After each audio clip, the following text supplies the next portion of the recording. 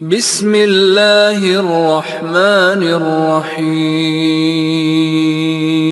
ان الحمد للہ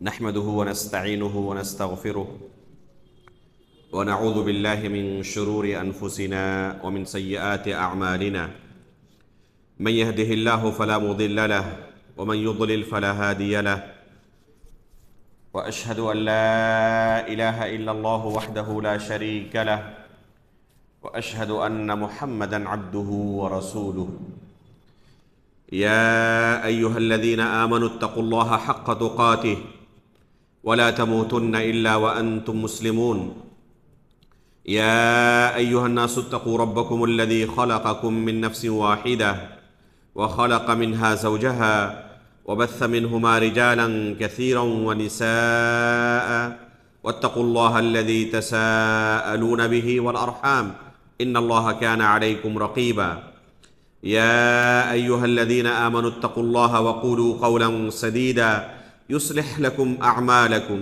ويغفر لكم ذنوبكم ومن يطع الله ورسوله فقد فاز فوزا عظيما أما بعد فإن أصدق الحديث كتاب الله وأحسن الهدي هدي محمد صلى الله عليه وسلم وشر الأمور محدثاتها وكل محدثة بدعة وكل بدعة ضلالة وكل ضلالة في النار۔ محترم و مکرم حاضرین، آج کا ہمارا یہ درس انشاءاللہ ارکان صلاۃ کے بارے میں ہوگا۔ گزشتہ درس میں ہم نماز کے شروط کے متعلق بالتفصیل بات کر چکے تھے۔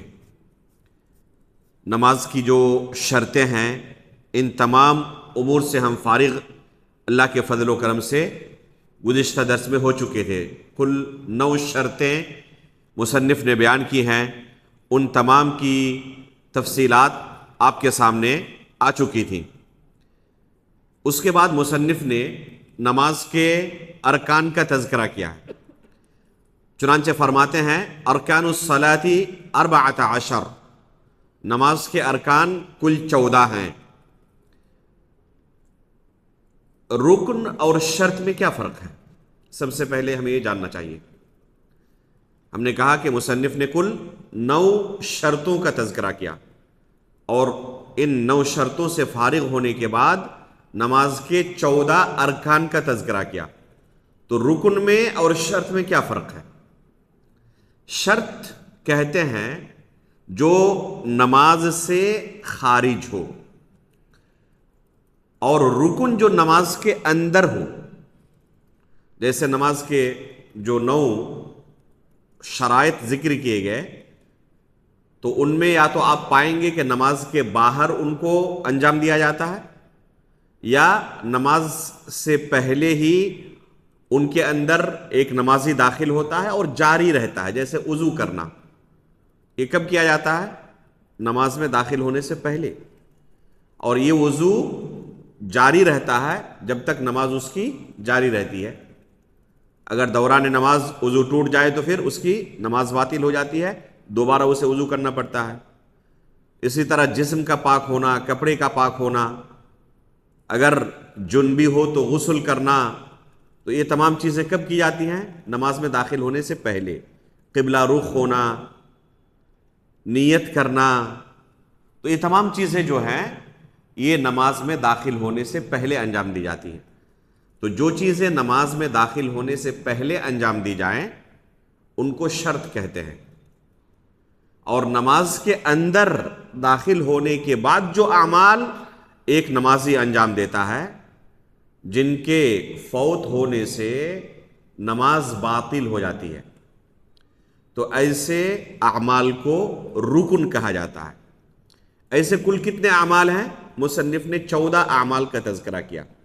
ان میں سے کوئی بھی عمل اگر کسی نمازی سے چھوٹ جائے تو اس کی نماز باطل ہو جائے گی، یا تو وہ رکعت باطل ہوگی یا بسا اوقات پوری نماز باطل ہو جائے گی اور دوبارہ اسے نماز دہرانی پڑے گی۔ اس لیے ان ارکان کو بہت غور سے ہمیں سننے اور سمجھنے کی ضرورت ہے تاکہ ہماری نماز درست ہو۔ ورنہ پتہ چلا کہ کوئی رکن چھوٹ گیا ہے اور نماز ہی باطل ہو گئی ہے۔ رکن چھوٹ جانے پر سجدہ سہو سے نماز کی اصلاح نہیں ہو سکتی ہے۔ اگر واجب چھوٹ جائے، ان 14 ارکان کے تذکرے کے بعد مصنف نے آگے نماز کے واجبات کا تذکرہ کیا ہے اور پھر اس کے بعد مستحبات کا تذکرہ کیا ہے۔ تو واجب اگر چھوٹ جائے تو سجدہ سہو کے ذریعے آپ اس کی اصلاح کر سکتے ہیں، لیکن رکن چھوٹ جائے تو آپ کی یا تو وہ رکعت باطل ہو جائے گی جس رکعت میں وہ رکن چھوٹا ہے، یا پوری نماز بھی باطل ہو سکتی ہے۔ اس کی اصلاح سجدہ سہو کے ذریعے نہیں کی جا سکتی۔ چنانچہ فرماتے ہیں پہلا رکن ہے القیام مع القدرہ۔ الرکن الاول القیام مع القدرہ، والدلیل قوله تعالی حافظوا علی الصلوات والصلاة الوسطى وقوموا للہ قانتین۔ مصنف شیخ محمد بن عبد الوہاب رحمہ اللہ فرماتے ہیں کہ پہلا رکن نماز کے اندر یہ ہے کہ اگر کوئی شخص قادر ہے تو اسے کھڑے ہو کر نماز پڑھنا پڑے گا۔ نماز کے لیے قیام کرنا، کھڑا ہونا، یہ نماز کا ایک رکن ہے۔ کیا دلیل ہے اس کے رکن ہونے کی؟ فرماتے ہیں کہ سورہ بقرہ میں اللہ رب العالمین کا ارشاد ہے حافظوا علی الصلوات والصلاة الوسطى وقوموا للہ قانتین۔ تو یہ جو ٹکڑا ہے آیت کا وقوموا للہ قانتین، یہ اس بات کی دلیل ہے کہ نماز کے لیے کھڑا ہونا ضروری ہے۔ اللہ تعالیٰ نے قوموا کا لفظ فرمایا، اور قوموا کا معنی ہوتا ہے کھڑے ہو جاؤ، ایک دم خشوع خضوع کے ساتھ اللہ کے سامنے کھڑے ہو جاؤ۔ تو نماز کے لیے اللہ رب العالمین نے کھڑے ہونے کا حکم دیا۔ تو جس کے پاس کھڑے ہونے کی قدرت ہے، قیام کی طاقت ہے، اگر وہ قیام نہیں کرتا، بیٹھ کر نماز پڑھتا ہے یا لیٹے ہوئے نماز پڑھتا ہے، حالانکہ کھڑے ہو کر نماز پڑھ سکتا تھا، تو اس کی نماز باطل ہو جائے گی، اس کی نماز درست نہیں ہوگی۔ سجدہ سہو کے ذریعے اس کی اصلاح نہیں کر سکتا۔ اگر کھڑے ہونے کی طاقت نہ ہو تو اس صورت میں رخصت ہے شریعت کی طرف سے، جس طرح سے نماز پڑھ سکتا ہو اسی طرح نماز پڑھے۔ کھڑے ہونے کی طاقت نہ ہو تو بیٹھ کر پڑھے، بیٹھنے کی بھی طاقت نہ ہو لیٹ کر پڑھے، لیٹتے ہوئے بھی اگر حرکت کرنے کی طاقت نہ ہو تو اشارے سے پڑھے، لیکن نماز پڑھنا ہے۔ تو نماز کے اندر جہاں شریعت کی طرف سے حد سے زیادہ سختی آئی ہے کہ وقت کے اندر گرچہ میدان جنگ میں ہی کیوں نہ تم رہو، نماز پڑھنا ضروری ہے۔ ان الصلاۃ کانت علی المؤمنین کتابا موقوتا، اللہ تعالیٰ نے نماز کو اس کے وقت پر فرض کیا ہے۔ اپنی مرضی کے مطابق جب چاہے نماز پڑھ لیں، گنجائش نہیں رکھی اللہ تعالیٰ نے۔ نہ وقت داخل ہونے سے پہلے پڑھ سکتے ہو، نہ وقت نکل جانے کے بعد پڑھ سکتے ہو۔ جو نماز کا وقت ہے اسی وقت کے اندر پڑھنا ہے۔ جتنی گنجائش شریعت کی طرف سے ہے اتنی گنجائش تم اختیار کر سکتے ہو، لے سکتے ہو، اس سے زیادہ نہیں۔ تو جس طرح یہاں پر حد سے زیادہ سختی شریعت کی طرف سے، اسے ادا کرنے میں اگر کوئی شخص معذور ہو تو عذر کے حساب سے حد درجہ نرمی بھی آئی ہے۔ اگر کوئی کھڑے ہو کر نہیں پڑھ سکتا، بیٹھ کر پڑھ لے۔ اگر زمین پر بیٹھ سکتا ہو تو زمین پر بیٹھ کر پڑھے، زمین پر نہیں بیٹھ سکتا، کرسی پر بیٹھ سکتا ہے تو کرسی پر بیٹھ کر پڑھ لے۔ بیٹھنے کی بھی طاقت نہیں ہے، لیٹے ہوئے پڑھ لے، لیکن پڑھنا ہے، رخصت نہیں ہے۔ جب تک عقل کام کر رہی ہے، اسے پتا ہے کہ مجھ پر نماز فرض ہے، پاگل نہیں ہوا، ہوش باقی ہے، بے ہوش نہیں ہو گیا ہے، پتا ہے کہ نماز کا وقت داخل ہو چکا ہے اور مجھ پر نماز فرض ہے، تو ایسے شخص پر واجب ہے کہ وہ نماز پڑھے۔ کس طرح پڑھے؟ جس طرح پڑھ سکتا ہے۔ اگر بستر پر ہے، پیشاب کی بیماری ہے، اور نالی کے ذریعے پیشاب ہمیشہ اس کے قطرے ٹپکتے رہتے ہیں، وہ بیڈ پر ہے، وضو بھی نہیں کر سکتا، تیمم کر کے نماز پڑھ لی۔ تیمم کی بھی طاقت نہ ہو یا بندوبست نہ ہو سکے مٹی وغیرہ کا، تو کیا کرے؟ نیت سے نماز پڑھے، وضو کرے، لیکن نماز پڑھنا ضروری ہے۔ اس کی رخصت نہیں ہے کہ تم سے نماز اب اٹھا لیا گیا، بغیر نماز پڑھے بھی تمہاری نجات ہو جائے گی، بری الذمہ ہو جاؤ گے، نہیں، شریعت کی طرف سے یہ رخصت نہیں آئی۔ لا یکلف اللہ نفسا الا وسعها، اللہ رب العالمین کسی نفس کو اتنا ہی مکلف کرتا ہے جتنی اللہ نے اسے طاقت دی ہے۔ طاقت سے زیادہ اللہ تعالیٰ کسی کو مکلف نہیں کرتا، اس سے زیادہ کا اس سے سوال نہیں ہوگا۔ اب اگر کسی کو یہ طاقت ہی نہیں ہے کہ پاک رہ سکے، ہمیشہ ناپاک ہو جاتا ہے وہ، تو اس سے اللہ رب العالمین ناپاکی کے بارے میں سوال نہیں کرے گا کہ تم کیوں ناپاک تھے، کیونکہ اس کی طاقت سے اب باہر کی چیز ہو گئی ہے۔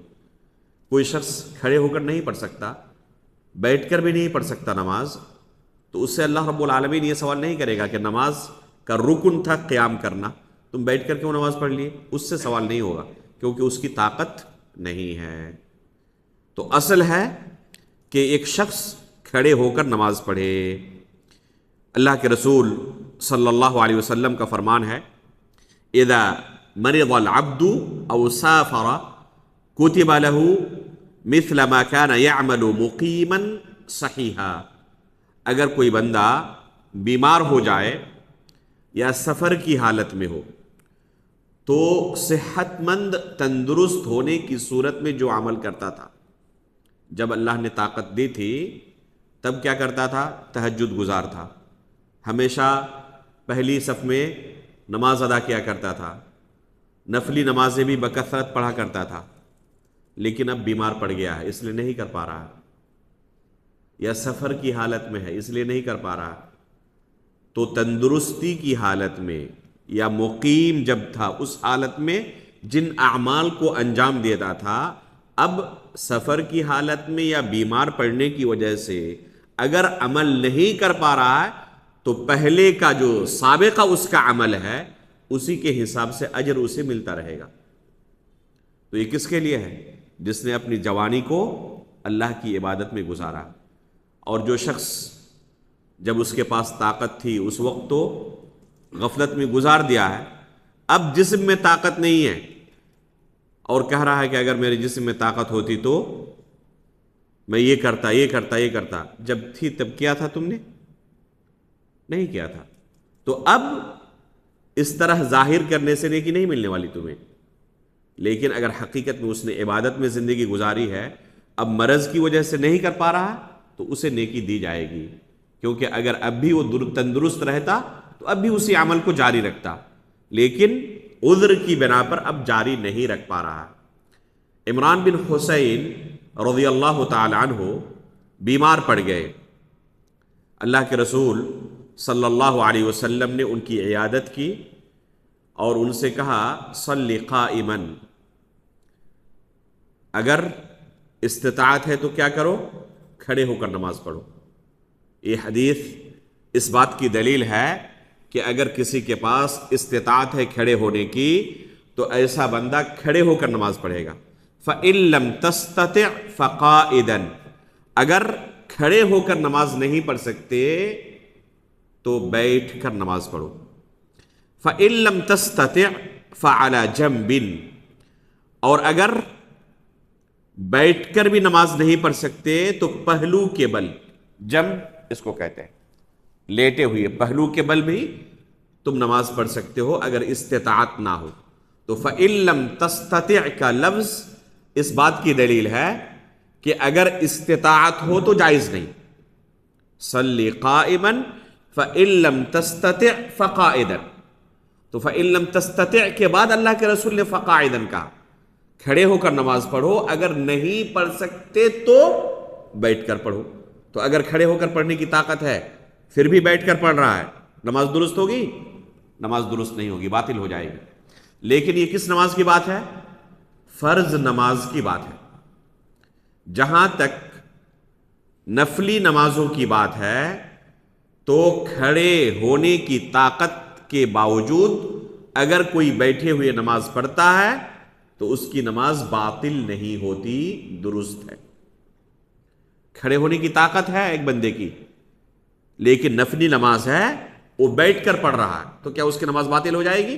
نہیں، نفلی نماز باطل نہیں ہوگی. البتہ اجر آدھا ملے گا، پورا اجر نہیں ملے گا. کھڑے ہونے کی طاقت تھی پھر بھی بیٹھ کر نماز پڑھا ہے، اور یہ نماز فرض نہیں تھی، نفلی نماز تھی، تو اس صورت میں اس کی نماز تو باطل نہیں ہوگی، لیکن اجر مکمل نہیں ملے گا. اجر کتنا ملے گا اسے؟ آدھا ملے گا. جیسے تراویح کی نماز ہے، سنت یہی ہے کہ اسے لمبی پڑھی جائے.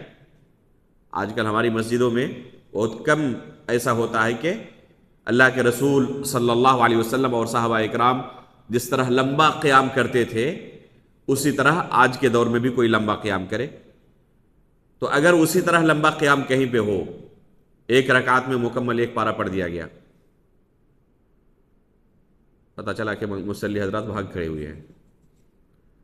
آج کے دور میں ایسا ہی ہوگا، صبر کرنے والے بہت کم ملیں گے.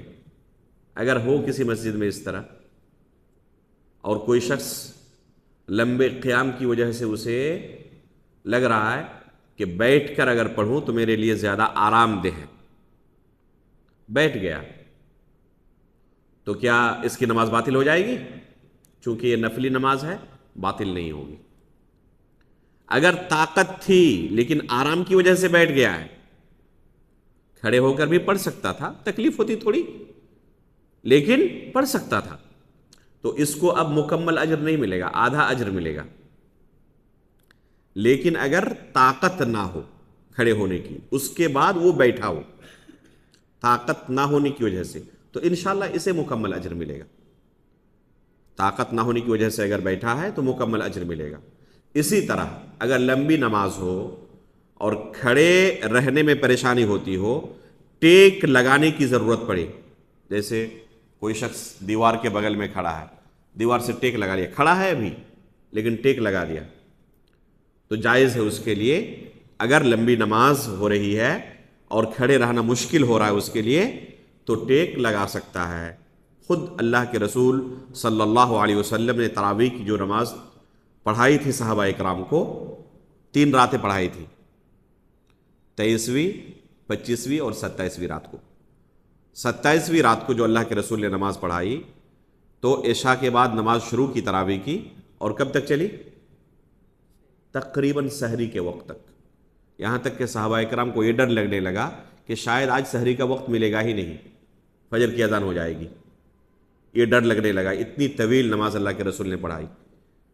تو اب اتنی لمبی نماز ہو تو ظاہر سی بات ہے کہ کھڑا رہنا آسان نہیں ہے.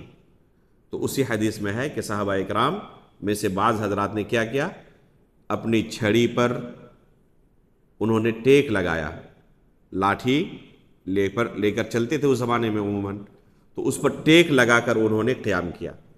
تو ایسی صورت میں کوئی حرج نہیں ہے اگر کوئی ٹیک لگائے، کھمبے کا یا چھڑی کا یا دیوار کے سہارے کھڑا ہو جائے تو انشاءاللہ کوئی حرج نہیں ہے، ایسی صورت میں جائز ہے. اب اگر کوئی شخص بیٹھ کر نماز پڑھ رہا ہے، جیسے یہاں پر ہے بہت سارے لوگ پڑھ رہے ہیں، تو ایسی صورت میں کرسی کہاں رکھے؟ صف میں یہاں پر اگر کوئی پڑھ رہا ہے تو صف بندی کرتے وقت ایک دم برابری کا ہونا ضروری ہے. کوئی مصلی آگے نکل گیا ہو تو اس کے لیے درست نہیں ہے. اب اگر کرسی رکھ کر نماز پڑھ رہا ہے اور قیام کر سکتا ہے، وہ صرف رکوع میں اور سجدے میں اسے پریشانی ہوتی ہے، قیام میں پریشانی نہیں ہوتی ہے، تو ایسے شخص کے لیے جائز نہیں ہے کہ شروع سے ہی کرسی پر بیٹھ کر نماز پڑھے. قیام جو شخص کر سکتا ہے اسے قیام کرنا پڑے گا. رکوع میں پریشانی تھی، کمر میں درد ہوتا ہے، رکوع نہیں کر پاتا، تو رکوع میں وہ کرسی کا سہارا لے سکتا ہے. سجدے میں پریشانی ہوتی ہے سجدہ نہیں کر پاتا لیکن قیام کر پاتا ہے تو سجدے میں کرسی کا سہارا لے سکتا ہے. بعض لوگ کیا کرتے ہیں ماشاءاللہ کھڑے ہونے میں کوئی پریشانی نہیں ہوتی ہے, خود چل کر مسجد آتے ہیں, اپنے پیروں پر چل کر مسجد آتے ہیں بہت دور سے ماشاءاللہ, اور جیسے مسجد پہنچے فوراً کرسی پر بیٹھ کر نماز پڑھنا شروع کی. ان سے آپ پوچھیں کہ کیا آپ کھڑے ہو کر نماز نہیں پڑھ سکتے؟ ہاں کھڑے ہو کر پڑھ تو سکتے ہیں لیکن رکوع کرنے میں پریشانی ہوتی ہے, سجدے میں پریشانی ہوتی ہے. تو اللہ کے بندے کھڑے ہو کر آپ نماز پڑھیں, جب رکوع کی بات آئے اس وقت بیٹھ جائیں. جائز نہیں ہے ایسے مریض کے لیے جو کھڑا رہ سکتا ہو, صرف رکوع میں یا سجدے میں پریشانی ہوتی ہو اور شروع سے وہ بیٹھ کر نماز پڑھے. بہت سارے لوگوں کو دیکھا جاتا ہے کھڑے ہونے میں کوئی پریشانی نہیں ہے لیکن شروع سے وہ بیٹھ کر نماز پڑھتے ہیں. درست نہیں ہے, وہ کھڑے ہو کر نماز پڑھے.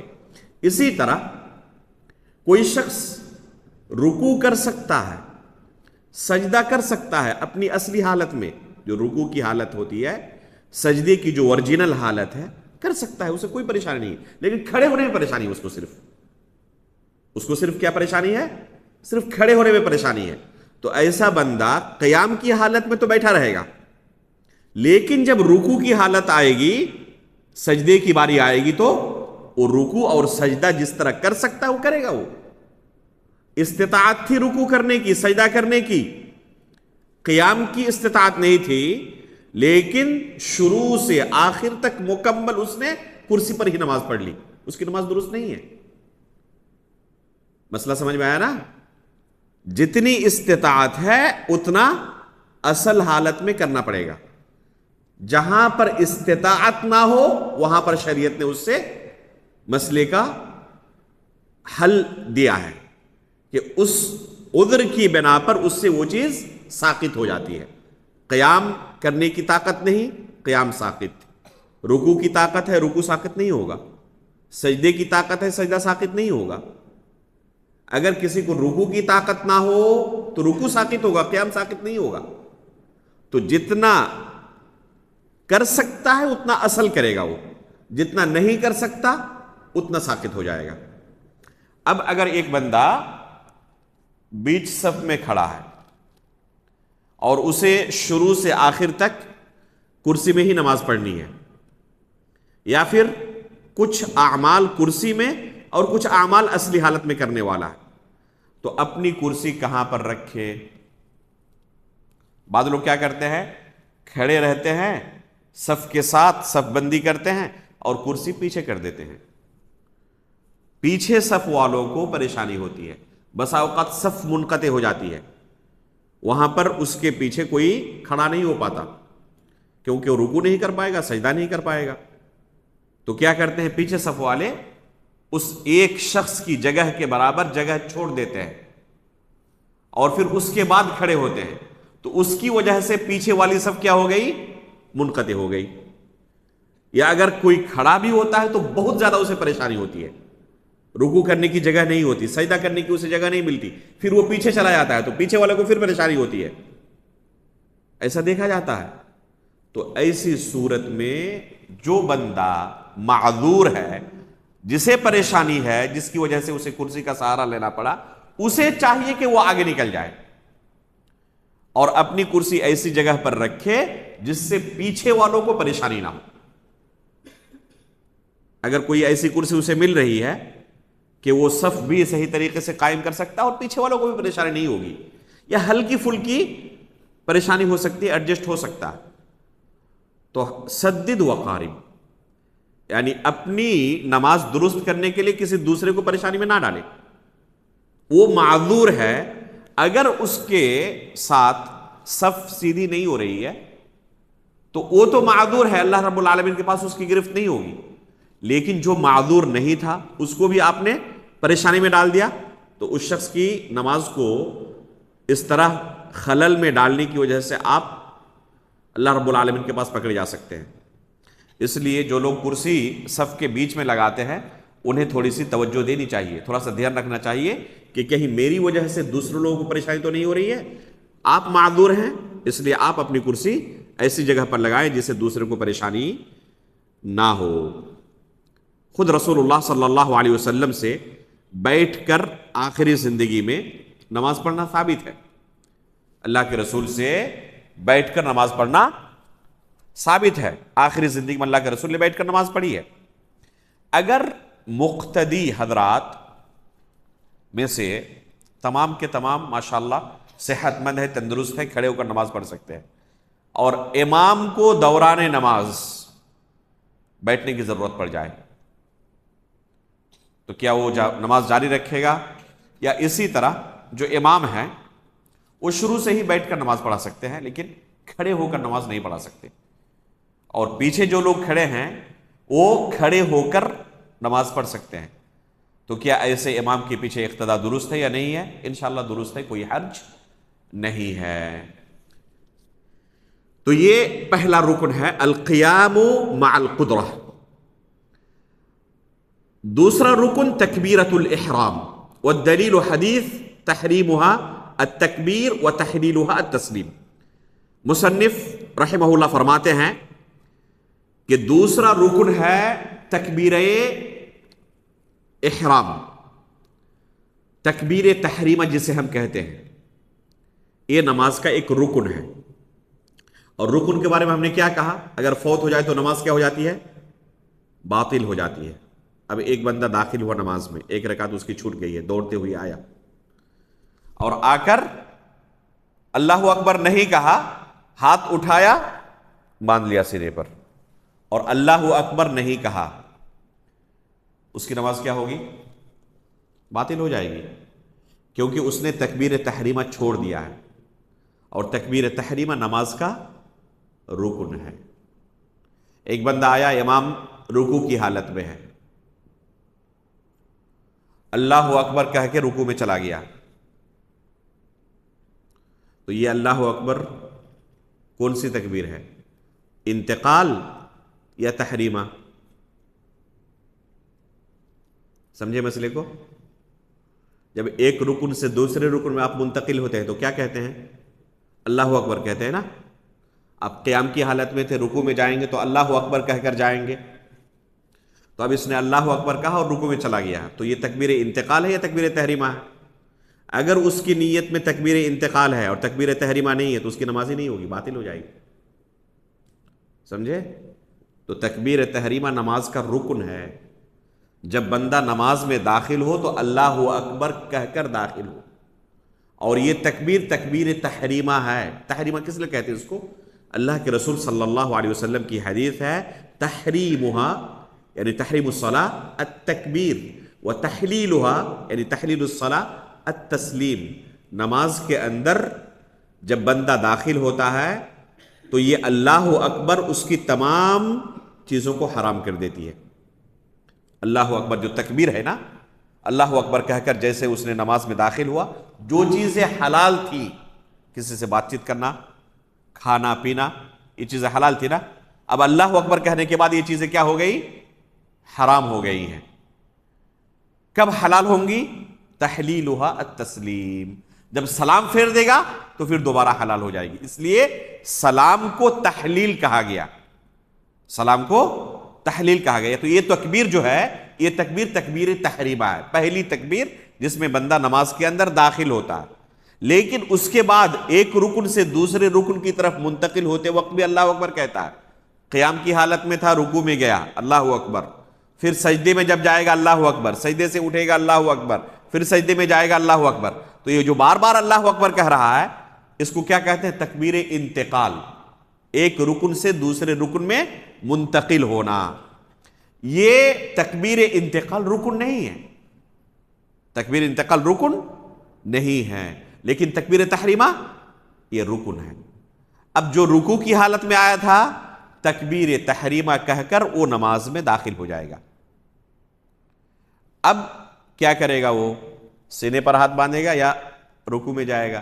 امام رکوع کی حالت میں، اس کا قیام فوت ہو چکا ہے، اب وہ رکوع میں جائے گا، اب وہ رکوع میں جائے گا۔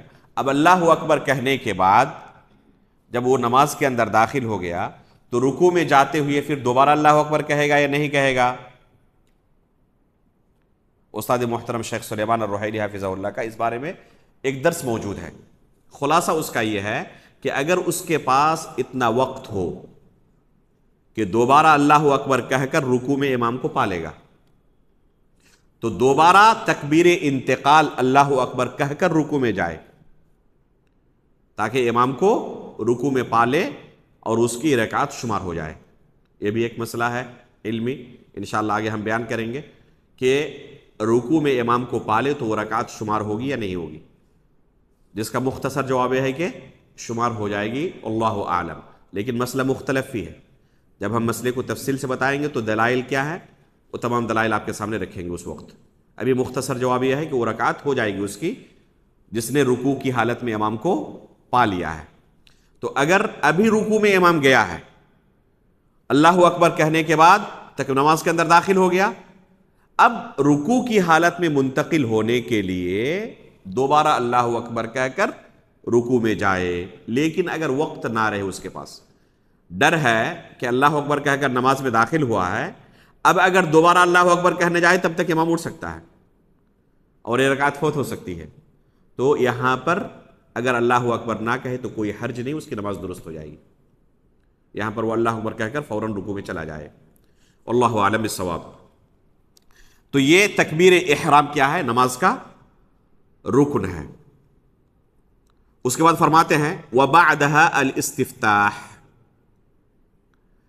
اس تکبیر تحریمہ کے بعد وہ دعائے استفتاح پڑھے گا، جس کو دعائے ثنا بھی ہم کہتے ہیں۔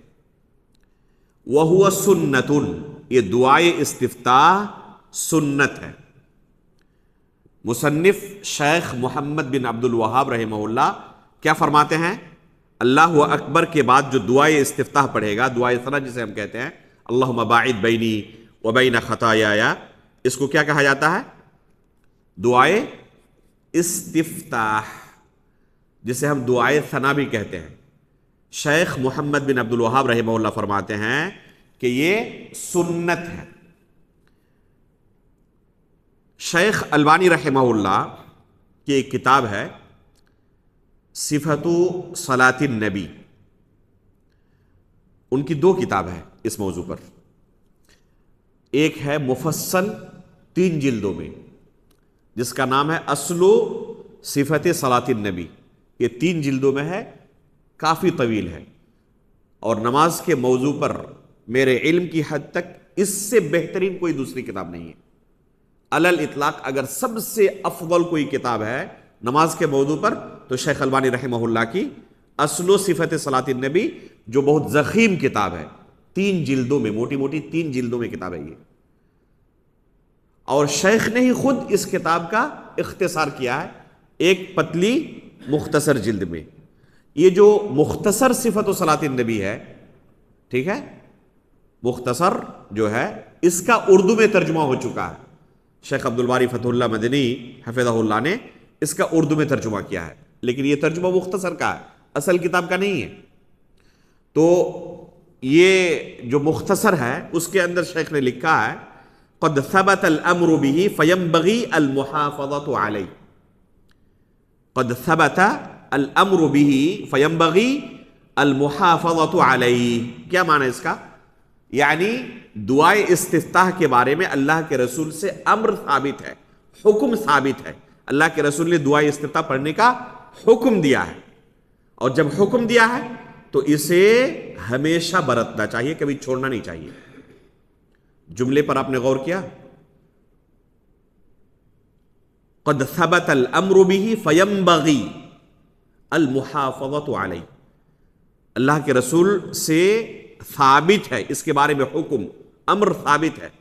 اور فقہ کی اصطلاح میں جب اللہ کے رسول سے یا اللہ رب العالمین سے کسی چیز کے بارے میں امر مل جائے، حکم مل جائے، تو اس کا اصل حکم ہوتا ہے کہ یہ واجب ہے۔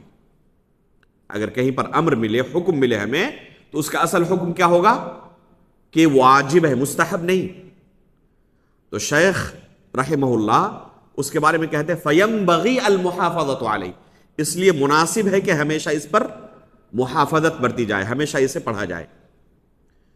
ان کے ایک شاگرد کہتے ہیں کہ میں نے شیخ سے ایک دن کہا کہ آپ نے یہ لفظ کیوں استعمال کیا؟ آپ کہہ سکتے تھے کہ واجب ہے۔ آپ نے کہا کہ اس پر ہمیشگی برتنی چاہیے.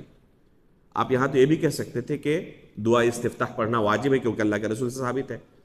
تو شیخ البانی رحمہ اللہ نے جواب میں کیا کہا کہ حقیقت میں اس بارے میں امر تو موجود ہے اور قاعدے کے مطابق اسے واجب ہی ہونا چاہیے، لیکن مجھے آج تک کسی بھی عالم یا فقیہ کا سلف سے آج تک لے کر قول نہیں ملا ہے جس نے اسے واجب کہا ہو.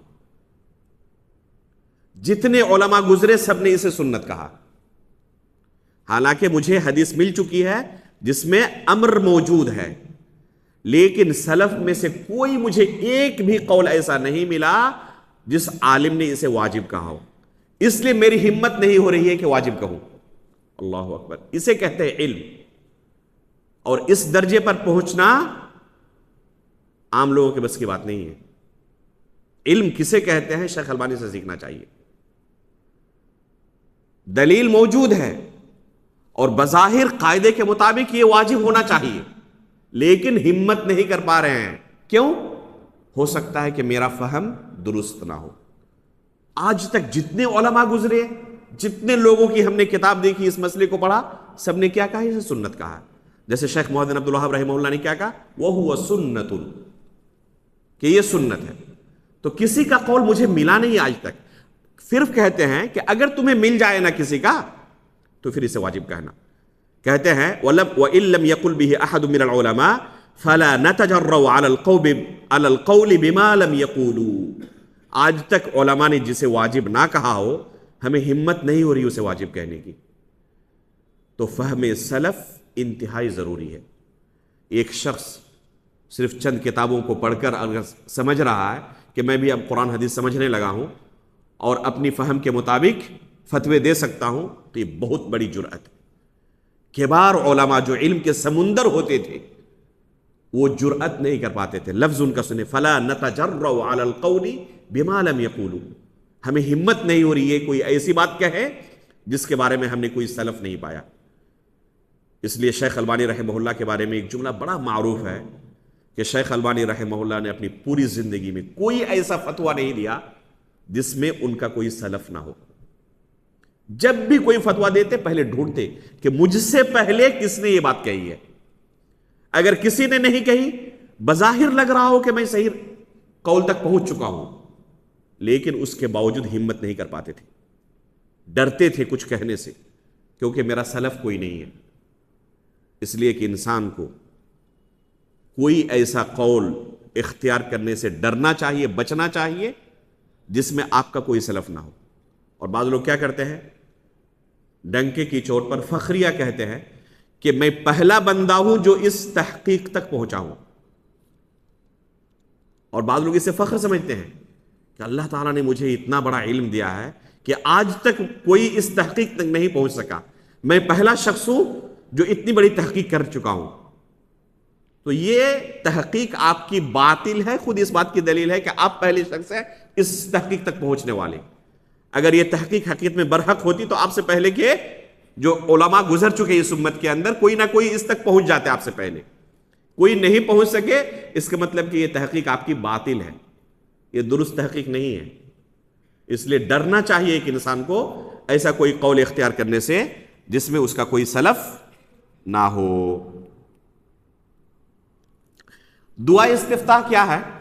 مصنف رحمہ اللہ فرماتے ہیں وَهُوَ سُنَّةٌ قَوْلُ سُبْحَانَكَ اللَّهُمَّ وَبِحَمْدِكَ وَتَبَارَكَ اسْمُكَ وَتَعَالَى جَدُّكَ وَلَا إِلَهَ غَيْرُكَ.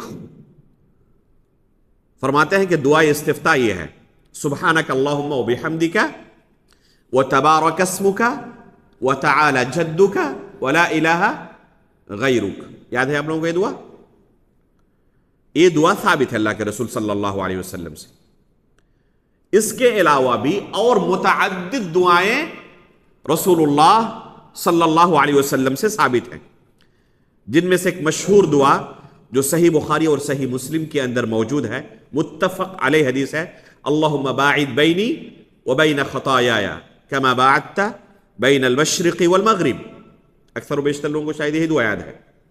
ٹھیک ہے, یہ دعا متفق علیہ حدیث میں ہے, صحیح بخاری اور صحیح مسلم دونوں کے اندر یہ دعا موجود ہے. اسی طرح ایک دعا وجہت وجہی للذی فطر السماوات والارض حنیفا مسلما وما انا من المشرکین ان صلاتي ونسکی ومحیای ومماتی للہ رب العالمین لا شریک له وبذلك امرت وانا اول المسلمین اللهم انت الملك لا الہ الا انت سبحانک وبحمدک انت ربی وانا عبدک. ایک لمبی دعا ہے, یہ بھی ثابت ہے. اسی طرح اللہ اکبر کبیرا والحمد للہ کثیرا وسبحان اللہ بکرۃ واصیلا. ایک صحابی نے دعائے استفتاح کے موقع پر اسی دعا کو پڑھا تو اللہ کے رسول صلی اللہ علیہ وسلم نے فرمایا عجبت لها فتحت لها ابواب السماوات. مجھے یہ دعا بڑی پسند آئی اور اس دعا کی وجہ سے آسمان کے دروازے کھول دیے گئے. تو اللہ کے رسول کی طرف سے اقرار ہونے کی وجہ سے یہ دعا بھی پڑھنا جائز ہے. اسی طرح اللہم لک الحمد انت نور السماوات والارض ومن فیہن ولک الحمد انت قیم السماوات والارض ومن فیہن. یہ دعا بھی ایک لمبی دعا ہے اور یہ دعا بھی ثابت ہے. رات کی نماز میں قیام اللیل میں اللہ کے رسول سے متعدد دعائیں ثابت ہیں. شیخ البانی رحمہ اللہ نے اپنی کتاب کے اندر ان تمام دعاؤں کو ذکر کیا ہے. آپ حصن المسلم اور جو دوسری دعا کی کتابیں ہیں ان کتابوں کے اندر بھی بہت ساری دعائیں پا لیں گے. اللہم باعد بینی اگر یاد ہے, سب سے بہتر ہے کہ اس دعا کو پڑھیں. وقت کم ہے تو جو مصنف نے دعا ذکر کی ہے سبحانک اللہم وبحمدک سبحانک اللہم وبحمدک تبارک اسمک وتعالی جدک ولا الہ غیرک, یہ دعا بھی ثابت ہے, اس دعا کو بھی پڑھ سکتے ہیں. پھر آگے مصنف خود اس دعا کی تشریح کر رہے ہیں کہ یہ جو کلمات ہم پڑھ رہے ہیں اس کا معنی کیا ہے. چنانچہ فرماتے ہیں ومعنی سبحانک اللہم ای انزہک التنزیہ اللائق بجلالک. کہتے سبحانک اللہم کا معنی یہ ہے کہ اے پروردگار ہم ان تمام عیوب سے تیری پاکی بیان کرتے ہیں جو تیرے شایان شان نہیں. یہ تسبیح اللہ رب العالمین کو انتہائی زیادہ محبوب ہے. جب بندہ اللہ رب العالمین کی تسبیح بیان کرتا ہے, اللہ رب العالمین کے بارے میں گواہی دیتا ہے کہ میرا پروردگار ہر طرح کے عیوب سے پاک ہے, تو یہ کلمہ, یہ گواہی بندے کی طرف سے, اسے تسبیح کہتے ہیں, اللہ کو انتہائی زیادہ محبوب ہے. صحیح بخاری کی آخری حدیث کیا ہے؟ کلمتان حبیبتان الی الرحمن خفیفتان علی اللسان ثقیلتان فی المیزان خفیفتان علی اللسان سبحان اللہ بحمدہ سبحان اللہ العظیم.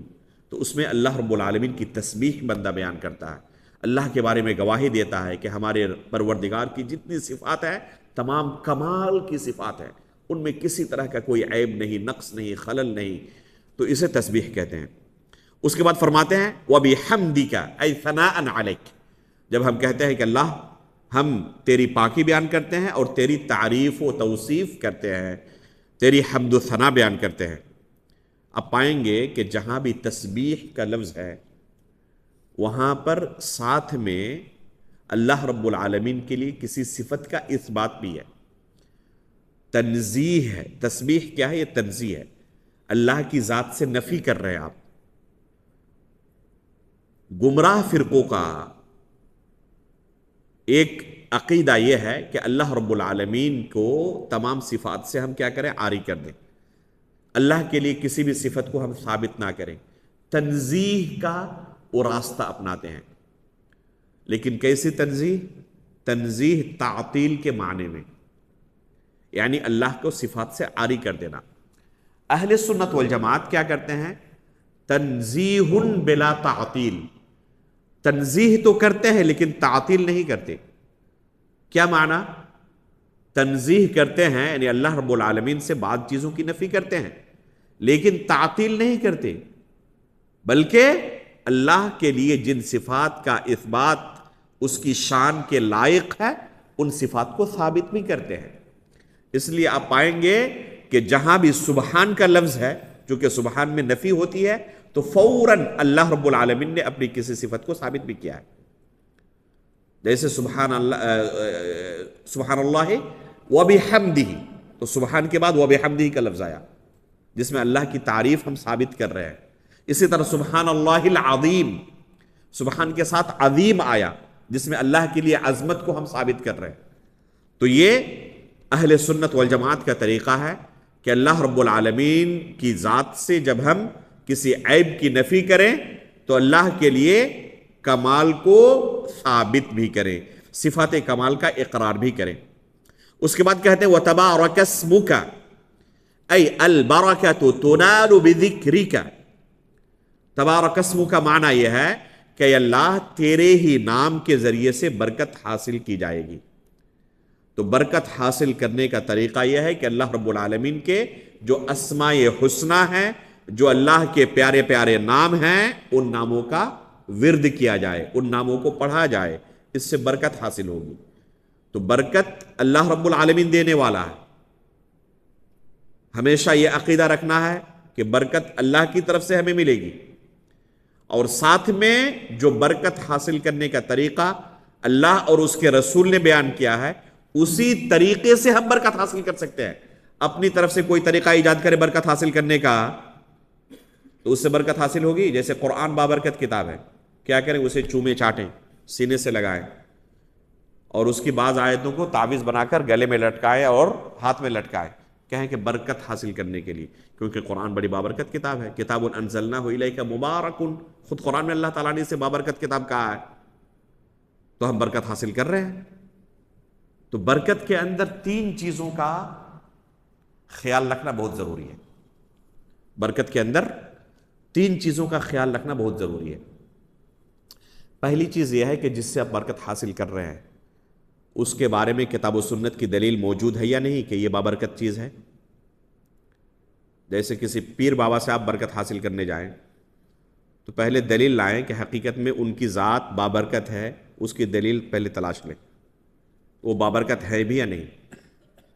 کسی درخت کو آپ بابرکت سمجھ رہے ہیں، ٹھیک ہے، کسی کھانے کو بابرکت سمجھ رہے ہیں، پیزا بڑی بابرکت چیز ہے، دلیل کیا ہے بھائی؟ تو جس سے آپ برکت حاصل کرنا چاہتے ہیں پہلے کتاب و سنت کے اندر اس کی دلیل تلاشیں. جیسے قرآن بابرکت ہے، اس کی دلیل موجود ہے. خانہ کعبہ بابرکت گھر ہے، اس کی دلیل موجود ہے قرآن کریم کے اندر. تو جس سے برکت حاصل کرنا ہو اس کی دلیل چاہیے ہمیں کہ یہ بابرکت چیز ہے. دوسری چیز کیا دیکھنی ہے؟ برکت اللہ کی طرف سے ملے گی، کسی پیر بابا کی طرف سے نہیں ملے گی. اس کے پاس اتنی طاقت نہیں ہے کہ برکت دے سکے. اسی لیے کہتے ہیں تبارک اسمک ای تنال البرکۃ تنال بذکرک. اللہ رب العالمین کی طرف سے ہی برکت ہوگی اور اللہ کے ناموں کے ذکر سے یہ برکت حاصل کی جائے گی. اس لیے آپ دعا کرتے ہیں اللہم بارک علی محمد، کہتے ہیں نا اے اللہ محمد صلی اللہ علیہ وسلم پر برکت نازل کر. تو برکت دینے والی ذات کون ہے؟ اللہ رب العالمین کی ذات برکت دینے والی ہے، کوئی دوسرا برکت نہیں دے سکتا. اور تیسری چیز، برکت حاصل کرنے کا جو طریقہ کتاب و سنت میں ہے اسی طریقے سے برکت حاصل کی جائے گی. جیسے اللہ کے ناموں کا پڑھنا، تبارک اسم کا یہاں ہم نے کہا، تو اس طریقے سے برکت حاصل کی جائے گی. قرآن کی تلاوت کر کے برکت حاصل کی جائے گی، قرآن کو حفظ کر کے، قرآن پر عمل کر کے برکت حاصل کی جائے گی. زمزم مبارک پانی ہے، خانہ کعبہ مبارک ہے. اب کوئی جا کے خانہ کعبہ کو چومنا چاٹنا شروع کر دے، درست ہوگا؟ نہیں درست ہوگا. جسے چومنا ہے وہ حجر اسود ہے، بس اسی سے چوم کر برکت حاصل کی جائے گی. زمزم کا پانی مبارک ہے. اب اگر ہم کسی قبر پر جا کر چھڑکیں اور کہیں کہ بابرکت پانی ہے، یہ تو حدیث میں ثابت ہے. لہذا اگر اس کو کفن پر چھڑکتے ہیں، قبر پر چھڑکتے ہیں تو کیا حرج ہے؟ مسجد کی تعمیر ہوئی، اب پہلی نماز پڑھی جائے گی تو اسے زمزم سے دھلا جائے کیونکہ بابرکت پانی ہے. اللہ کے رسول نے دھلا تھا؟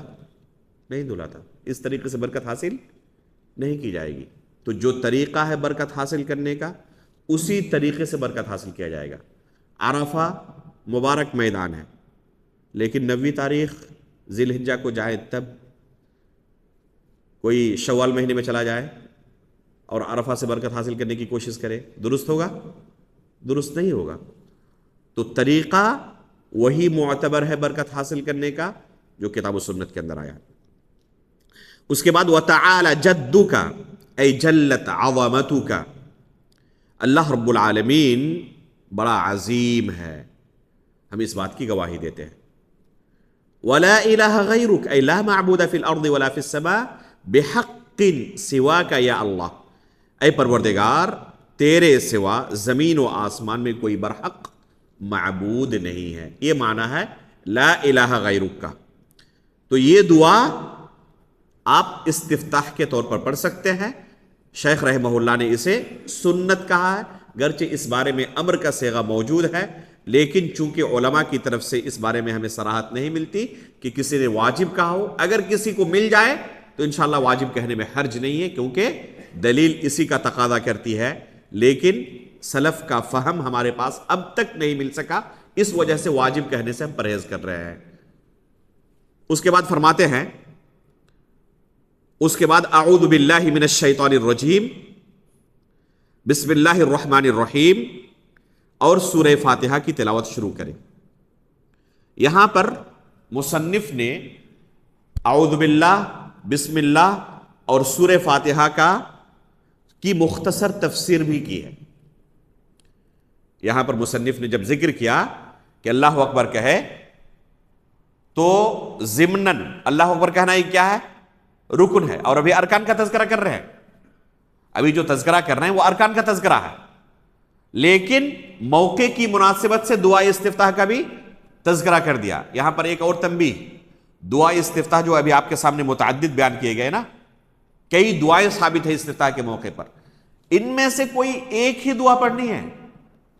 ایسا نہیں کہ جتنی ہم دعا یاد کر چکے ہیں محنت سے تمام کو پڑھیں گے ہم، نہیں، ان میں سے ایک کا انتخاب کریں اور بس ایک پڑھیں.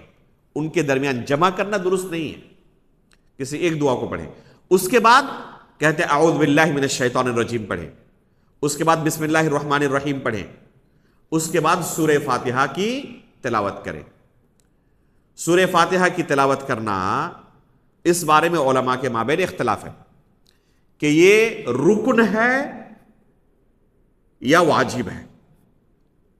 بعض علماء نے سورہ فاتحہ کو رکن قرار دیا ہے اور بعض علماء نے اسے واجب قرار دیا ہے. شیخ رحمہ اللہ، شیخ محمد بن عبد الوہاب رحمہ اللہ کا موقف یہ ہے کہ سورہ فاتحہ پڑھنا رکن ہے نماز کا. سورہ فاتحہ پڑھنا نماز کا رکن ہے. اب اگر کوئی شخص سورہ فاتحہ نہیں پڑھتا اس کی نماز درست نہیں ہوگی. دلیل کیا ہے؟ اللہ کے رسول صلی اللہ علیہ وسلم کا فرمان ہے لا صلاۃ لمن لم یقرأ بفاتحۃ الکتاب. اس شخص کی نماز درست نہیں ہوتی جس نے سورہ فاتحہ کی تلاوت نہیں کی. یہ حکم کس کے لیے ہے؟ یہ حکم تنہا نماز پڑھنے والے کے لیے اور امام کے لیے بالاتفاق. اگر کوئی تنہا نماز پڑھ رہا ہے اور سورہ فاتحہ نہیں پڑھا اس کی نماز درست نہیں ہے. کوئی امام ہے، لوگوں کی امامت کر رہا ہے اور سورہ فاتحہ نہیں پڑھا اس کی نماز درست نہیں ہے. کوئی اختلاف اس بارے میں؟ کسی کا کوئی اختلاف نہیں. لیکن اگر مقتدی ہو کر نماز پڑھ رہا ہے تو کیا یہ بھی سورہ فاتحہ پڑھے گا امام کے پیچھے یا نہیں پڑھے گا؟ اس بارے میں اختلاف ہے، اور یہ اختلاف سلف کے زمانے سے موجود ہے. یہ اختلاف سلف کے زمانے سے موجود ہے اور آج تک موجود ہے. حسن ہندوستان کا بچہ بچہ جانتا ہے اس اختلاف کو. اتنا زیادہ اس پر بحث کی گئی ہے کہ ہر کوئی اسے جانتا ہے. راجح دلائل کو دیکھنے کے بعد یہی معلوم ہوتا ہے کہ یہ مقتدی کے لیے بھی ضروری ہے، جس طرح امام کے لیے اور منفرد کے لیے ضروری ہے، مقتدی کے لیے بھی پڑھنا ضروری ہے. اس کی دلیل کیا ہے؟ اس کی دلیل اللہ کے رسول صلی اللہ علیہ وسلم کی مشہور حدیث ہے کہ اللہ کے رسول صلی اللہ علیہ وسلم نے صحابہ اکرام سے پوچھا کہ تم شاید امام کے پیچھے کچھ پڑھتے ہو، جب میں نماز پڑھاتا ہوں تو ایسا محسوس ہوتا ہے کہ قرآن کے ساتھ میں جھگڑ رہا ہوں، تو کیا میرے پیچھے تم لوگ کچھ پڑھتے ہو؟ تو صحابہ اکرام نے کہا اللہ کے رسول جب آپ تلاوت کرتے ہیں تو ہم بھی قرآن کی تلاوت کرتے ہیں۔ اللہ کے رسول جب تلاوت کرتے تھے تو صحابہ اکرام بھی پیچھے کیا کرتے تھے؟ تلاوت کرتے تھے۔ تو اللہ کے رسول صلی اللہ علیہ وسلم نے صحابہ اکرام سے کیا کہا کہ تم سورہ فاتحہ کے علاوہ کچھ نہ پڑھا کرو، فَلَا تَفْعَلُوا إِلَّا أَن يَقْرَأَ أَحَدَكُمْ بِأُمِّ الْكِتَابِ۔ ام الکتاب کسے کہتے ہیں؟ سورہ فاتحہ کو۔ اللہ کے رسول صلی اللہ علیہ وسلم نے فرمایا کہ آئندہ سے تم جب امام کے پیچھے نماز پڑھو، مقتدی بن کر نماز پڑھو، تو اس طرح تلاوت نہ کیا کرو، تلاوت سے اب بچو۔ امام کے پیچھے نماز پڑھ رہے ہو تو تلاوت نہ کیا کرو سوائے سورہ فاتحہ کی، بس سورہ فاتحہ پڑھو، سورہ فاتحہ کے علاوہ کچھ نہ پڑھو۔ سورہ فاتحہ کے بعد بھی امام تلاوت کریں گے قرآن کی دوسری جگہوں سے، تو اس وقت تم تلاوت نہ کرو، اس وقت تم خاموش سنتے رہا کرو۔ اللہ کے رسول کی یہ حدیث اس آیت کی تفسیر ہے جس میں اللہ رب العالمین نے فرمایا ہے اذا قرئ القرآن فاستمعوا له وانصتوا لعلکم ترحمون۔ اس آیت کو پیش کر کے بعض لوگ کیا کہتے ہیں کہ امام جب تلاوت کر رہا ہے تو مقتدی کے لیے تلاوت کرنا حرام ہے، جائز نہیں ہے۔ اللہ رب العالمین نے قرآن کریم کے اندر حکم دیا ہے اذا قرئ القرآن فاستمعوا له، غور سے سنو جب قرآن کی تلاوت کیا جائے، وانصتوا، اور خاموش رہو، نہ پڑھو۔ ہم کہیں گے کہ یہ آیت اللہ کے رسول پر نازل ہوئی تھی، آپ پر نہیں، اور اللہ کے رسول سے بہتر اس آیت کو کوئی نہیں سمجھ سکتا ہے۔ خود رسول اللہ صلی اللہ علیہ وسلم نے صحابہ اکرام سے پوچھا لعلکم تقرؤون خلف الامام والامام یقرأ، جب امام قرآن کی تلاوت کر رہا ہے تو شاید امام کے پیچھے تم بھی قرات کر رہے ہو۔ تو صحابہ اکرام نے کہا انا لنفعل ذلك، ہاں اللہ کے رسول ہم امام کے پیچھے تلاوت تو کرتے ہیں۔ تو اللہ کے رسول نے کہا فلا تفعلوا، امام کے پیچھے تلاوت نہ کیا کرو سوائے سورہ فاتحہ کے، بس سورہ فاتحہ پڑھو، اس کے علاوہ کچھ نہ پڑھو۔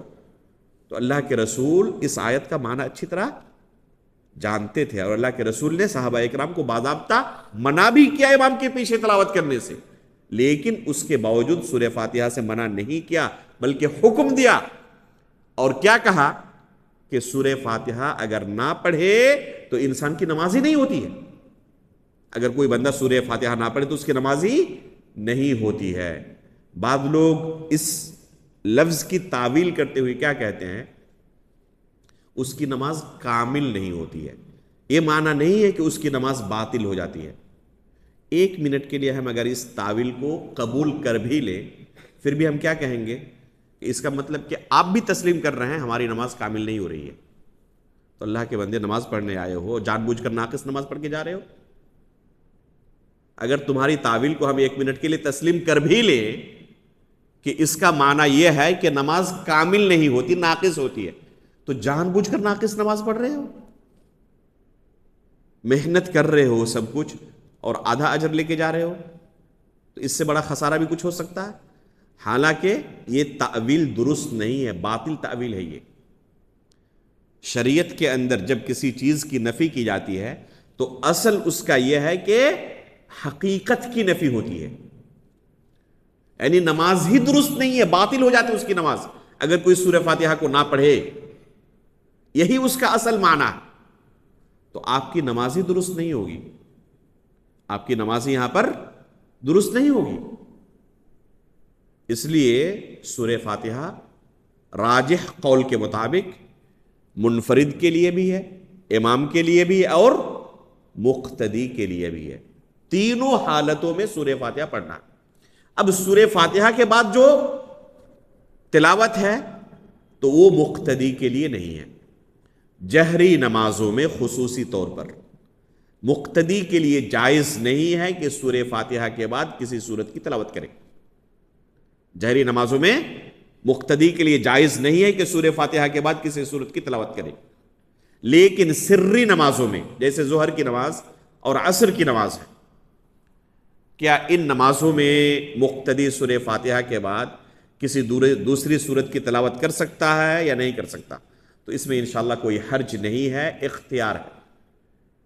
عصر اور ظہر کی نماز میں اگر مقتدی سورہ فاتحہ کی تلاوت کے بعد اور کسی سورہ کی تلاوت کرے تو انشاءاللہ اس میں کوئی حرج نہیں ہے، اور نہ کرے تب بھی کوئی حرج نہیں ہے، دونوں کا اسے اختیار ہے۔ البتہ جہری نمازوں میں جیسے مغرب کی نماز ہے، عشاء کی نماز ہے اور فجر کی نماز ہے، تو مقتدی کے لیے سورہ فاتحہ کے علاوہ اور کسی سورہ کی تلاوت کرنا جائز نہیں ہے۔ تو سورہ فاتحہ کو بھی مصنف نے نماز کا ایک رکن قرار دیا ہے، اور اس کے بعد مصنف نے سورہ فاتحہ کی تفسیر بیان کی ہے مختصر الفاظ میں۔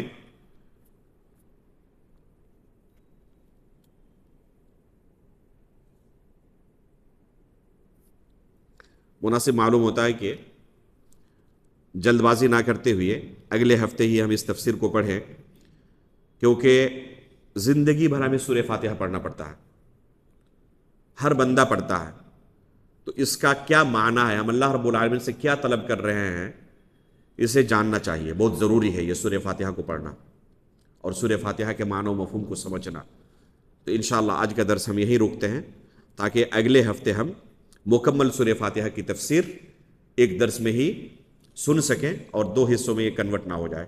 اللہ رب العالمین سے ہم دعا کرتے ہیں کہ اللہ رب العالمین ہمیں دین کے ان اہم اور بنیادی مسائل کو سمجھنے کی توفیق عطا فرمائیں اور سنت کے مطابق اپنی عبادتوں کو انجام دینے کی اللہ رب العالمین توفیق عطا فرمائیں۔ یہ سوال ہے جی دو بار اللہ اکبر کریں گے، جی جی پہلی بار جو اللہ اکبر ہم لوگ کریں گے اس میں کیا ہاتھ باندھنے کے چھوڑ دینا؟ نہیں، ہاتھ نہیں باندھنا، نہیں، اس لیے کہ آپ قیام نہیں کر پا رہے ہیں، آپ قیام نہیں کر رہے ہیں۔ جس حالت میں امام کو آپ پائیں اسی حالت میں آپ کو شامل ہونا، ٹھیک ہے؟ اللہ کے رسول صلی اللہ علیہ وسلم نے فرمایا کہ جب تم مسجد آؤ تو امام کو جس حالت میں پاؤ اسی حالت میں شامل ہو جاؤ۔ جیسے امام کو آپ نے تشہد کی حالت میں پایا، سجدے کی حالت میں پایا، ٹھیک ہے؟ تو آپ کو امام کے ساتھ سجدے کی حالت میں ہی شامل ہو جانا ہے۔ بعض لوگوں کو آپ دیکھیں گے مسجد میں داخل ہوئے اور امام دوسرے سجدے میں ہے، آ کر کھڑے رہتے ہیں، صف کے ساتھ شامل نہیں ہوتے، انتظار کرتے ہیں امام پھر اٹھیں گے اگلی رکعت کے لیے، تب ہم اللہ اکبر کہہ کر صف میں شامل ہوں گے، جماعت میں شامل ہوں گے۔ انتظار کرتے ہیں، فوراً سجدے میں نہیں جاتے، یہ غلط کرتے ہیں، اس حدیث کی مخالفت کرتے ہیں۔ اللہ کے رسول نے کیا فرمایا کہ جب تم مسجد آؤ اور نماز چل رہی ہے تو امام کو جس حالت میں پاؤ اسی حالت میں شامل ہو جاؤ۔ اس کے بعد آگے فرماتے ہیں کہ اگر سجدے کی حالت میں پاؤ تو اسے رکعت شمار نہ کرو،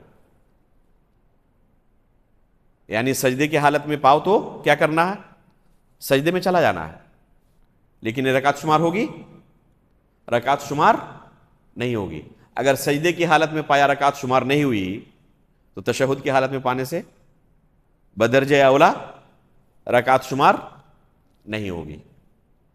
یہ حدیث بھی اس بات کی دلیل ہے کہ سجدے سے پہلے کی حالت میں اگر مل جائے امام تو رکوع کی حالت میں تو وہ رکعت شمار کی جائے گی۔ انشاءاللہ ہم تفصیل کے ساتھ بیان کریں گے اس مسئلے کو۔ تو جس حالت میں پاؤ، اب اگر سجدے کی حالت میں پایا ہے یا تشہد کی حالت میں پایا ہے تو کیا کرے گا؟ وہ اللہ اکبر کہہ کے چلا جائے گا۔ جس حالت میں امام کو پایا ہے اللہ اکبر کہے، اس کا قیام نہیں کرنا ہے، اسے قیام کے بعد پھر رکوع بھی کرے گا۔ جیسے امام کو پایا ہے رکوع کی حالت میں، سجدے کی حالت میں یا تشہد کی حالت میں، کیا کرے گا؟ وہ اللہ اکبر کہہ کے، اگر کہیں کہ پہلے قیام کرو تو کہے گا کہ پھر رکوع بھی کرنا ہے، قیام کے بعد رکوع ہے، قیام کے بعد تو سجدہ نہیں ہے نا، قیام کے بعد تو تشہد نہیں ہے نا، تو قیام کے بعد کیسے تشہد میں جا رہا ہے وہ؟ تو یہاں پر قیام نہیں ہے، اللہ اکبر کہہ کے داخل ہو گیا وہ نماز کے اندر، اب اللہ اکبر کہہ کے چلا جائے گا رکوع میں، تکبیر انتقال ہے یہ. یہی استاد محترم سے اس لیے میں نے حوالہ دیا، اپنی طرف سے کہہ سکتا تھا. اس درس کو سنے شیخ حفظہ اللہ کا، اسی طرح شیخ نے بیان کیا ہے، میں نے آپ کے سامنے نقل کیا. لہذا اگر کوئی شخص سجدے کی حالت میں امام کو پاتا ہے یا تشہد کی حالت میں پاتا ہے تو بس اللہ اکبر کہے اور کیا کرے، وہ چلا جائے اسی حالت میں. اسے تکبیر انتقال اب نہیں کرنا، کیونکہ وہ منتقل نہیں ہو رہا ہے، وہ منتقل ہو رہا ہے، وہ امام کی حالت نماز کے اندر داخل ہوا، اللہ اکبر کہہ کے وہ چلا جائے فوراً. اللہ اکبر کہے اور سجدے میں چلا جائے، اللہ اکبر کہے اور اس میں کیا چلا جائے، تشہد میں چلا جائے. لیکن رکوع کی حالت میں فقط ہم نے کہا کہ یہی ہم نے سنا ہے استاد محترم سے کہ رکوع کی حالت میں اگر وقت اس کے پاس ہے، امام اٹھ نہیں جائے گا، تو اللہ اکبر کہنے کے بعد اگر لگ رہا ہے کہ وقت ہے تو پھر اللہ اکبر کہہ کے رکوع میں جائے. یہ تکبیر انتقال ہے، اور اس سے پہلے وہ تکبیر تحریمہ ہے. واللہ اعلم بالصواب. واضح؟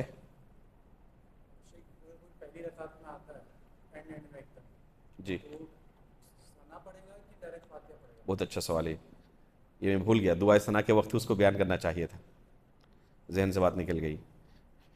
جس وقت وہ شامل ہو رہا ہے اس حالت میں وہ جو دعا ہے اسی کو پڑھے گا. اب اگر دعائے استفتاح کا وقت نکل چکا ہے اور امام سورہ فاتحہ میں داخل ہو چکا ہے تو اس صورت میں دعائے ثنا نہیں پڑھے گا، وہ استفتاح نہیں پڑھے گا، وہ ڈائریکٹ سورہ فاتحہ اللہ اکبر کہنے کے بعد سورہ فاتحہ پڑھے گا. یا امام کو پایا تلاوت شروع کر چکا ہے سورہ فاتحہ کے بعد، تو اللہ اکبر کہنے کے بعد وہ فوراً کیا کرے گا، سورہ فاتحہ پڑھے گا، اور سورہ فاتحہ مکمل کرنے کے بعد خاموش ہو کر تلاوت سنے گا امام کی. یہاں پر دعا استفتاح نہیں ہے. اگر سری نماز ہے جیسے ظہر کی نماز ہے، ایک شخص بعد میں داخل ہوا اور پایا کہ امام قیام کی حالت میں ہے، چونکہ سن تو نہیں رہا ہے وہ کہ امام ابھی استفتاح پڑھ رہا ہے یا سورہ فاتحہ پڑھ رہا ہے یا کوئی دوسری سورت کی تلاوت کر رہا ہے، تو ایسی صورت میں کیا کرے گا، وہ اللہ اکبر کہہ کر فوراً سورہ فاتحہ پڑھے گا. اگر تکبیر تحریمہ کے ساتھ امام کے ساتھ شامل ہوا ہوتا تو استفتاح پڑھتا. یا جہری قرات ہے اور امام اللہ اکبر کہا ہے اور ابھی سورہ فاتحہ شروع نہیں کیا ہے، جیسے مسجد میں داخل ہوا اور دور سے سن رہا تھا مؤذن صاحب اقامت کہہ رہے ہیں، گیٹ پر داخل جیسے ہوا امام نے اللہ اکبر کہا تو اسے پتا ہے کہ ابھی یہ پہلی رکعت ہے. اب آتے آتے ابھی تک امام دعا استفتاحی پڑھ رہا ہے، سورہ فاتحہ شروع نہیں کیا ہے، اور یہ آ کر صف میں شامل ہو گیا، تو ابھی دعا استفتاح چکے چل رہا ہے نا، تو یہ اب دعا استفتاح پہلے پڑھ لے گا، اس کے بعد سورہ فاتحہ پڑھے گا. لیکن امام اگر سورہ فاتحہ شروع کر دے تو دعا استفتاح کا وقت نکل چکا ہے، اب دعا استفتاح نہیں پڑھے گا، وہ صرف سورہ فاتحہ پڑھے گا. واضح؟ لیکن جہری نماز اگر سری نماز اگر ہو تو فوراً وہ کیا کرے گا، پیچھے آنے والا اللہ اکبر کہہ کے سورہ فاتحہ ڈائریکٹ. ہاں اس کی پہلی رکعت ہوگی، اس کی پہلی رکعت ہوگی اور سورہ فاتحہ سے شروع کرے گا وہ اللہ اکبر کہنے کے بعد. دعا استفتاح نہیں ہے اس کے لیے، دعا استفتاح نہیں ہے. دعا استفتاح فقط اس کے لیے ہے جو دعا استفتاح کے وقت آ کر داخل ہوا ہے امام کے ساتھ، بس اس کے لیے ہے، دوسرے کے لیے نہیں ہے. واللہ اعلم بالصواب. سبحانک اللہم وبحمدک اشہد ان لا الہ الا انت استغفرک واتوب الیک.